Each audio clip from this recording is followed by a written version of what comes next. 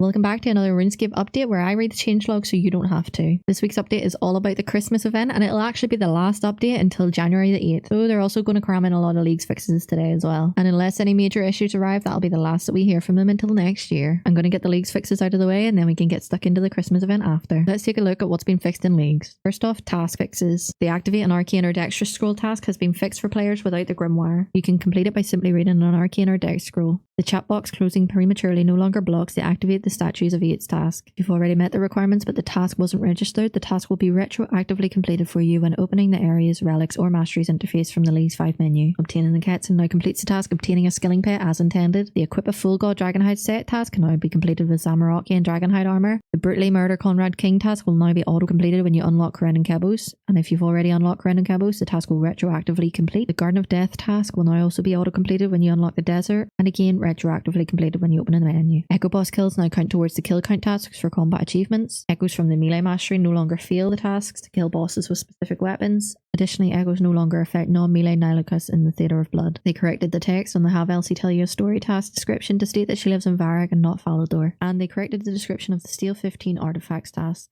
Next up, clue step fixes. You can now complete the following clue steps without issue if you have Treasure Arbiter unlocked. Talk to Robin with 180 plus range attack. Talk to Gommel with 100 plus strength bonus. Talk to Juno whilst wearing 3 Gothic items. Use the anger emote at the Saradomin statue in Varag with his Zamarok Godsword. Do a jig at the Barrows chest whilst wearing a set of barrows. Yawn at Pyramid Plunder whilst wearing a Pharaoh's Scepter. Dance in Ivan's Temple whilst wearing an Ivan Staff, Mystic Robe top and Mystic Robe bottoms. Also, the Equip Ivan Staff clue step will now only appear if you have Tyrnwyn, Kandrin and Mauritania areas unlocked. They fixed a bug where the elite clue step for panic at an area where flowers meet snow was showing up despite not having Kandrin unlocked, and using the anger emote with the Treasure Arbiter relic unlocked now correctly makes the double agent appear. Moving on to relic fixes now. Production Master now works when crafting with amethyst. Check-in XP is now correctly given when a fruit tree is replanted with overgrown. Big Shark, Big Swordfish and Big Bass can no longer be auto-cooked with the Animal Wrangler relic. Special attack energy now restores when killing a lost soul during the Whisperer fight.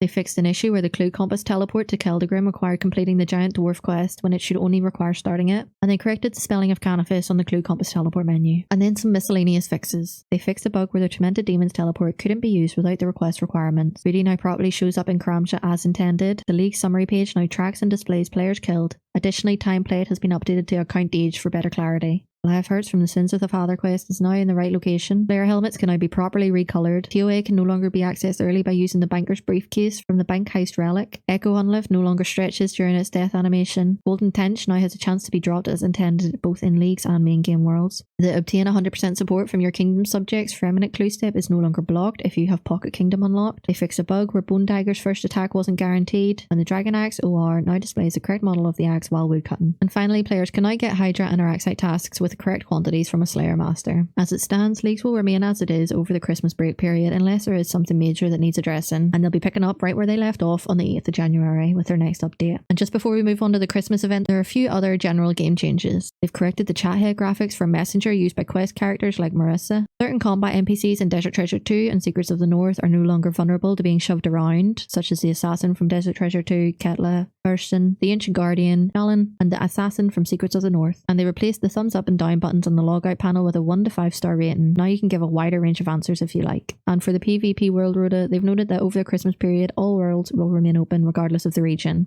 The arena will be using Zerker loadouts in ranked duels and tournaments, and the following weeks will rotate automatically with 1 Def Pure loadouts on December 18th, Max Med loadouts on December 25th, and Zerker loadouts again on January 1st. Now let's get into the Christmas event. This holiday season in Gilnor is as heartwarming as it is festive. Get ready for an event that entails the true essence of Christmas: companionship, goodwill and cheer. This year you can start the Christmas event by talking to Cecilia in Falador Park. The citizens of Falador woke up this morning to find that their city has become a sparkling winter wonderland. Cecilia has decided that now is the perfect time to put up some festive decorations, but the stray dogs of Falador have other plans. If only there was a way for these 5 furry friends to find loving homes in time for Christmas, and perhaps that's something that you could help with. Some festive fashionscape awaits anyone who helps match the stray dogs of Falador to their new owners. You can obtain the dog disguise consisting of dog ears and a nose, festive dog boots, a festive scarf, and a present box hat with 4 variations to choose from. And don't forget you can claim rewards from previous Christmas events by speaking to Diango and Draenor, although you will have to complete this year's event first. And on World 326 you can take part in their Christmas parade on Monday the 16th of December at 4 PM GMT. They're meeting in Falador Park and then taking this route around Gilnor with some rest stops and then ending back at Falador. The event will be live streamed on their Twitch channel channel, and they say that it's going to be a cheerful and cozy time full of surprises. And up next in their JMods Draw series they run on their Discord, the JMods will be drawing your pets, but in a Christmas edition. You can share a photo of your IRL pet in their Discord, and Mod Skylark will sprinkle some Christmas magic on your furry best friend. Photos will be chosen at random, and festive mock-ups will be created as time permits. And the final designs will be revealed during that Christmas livestream on December 16th. And that's all for today. Happy holidays, I'll see you in January.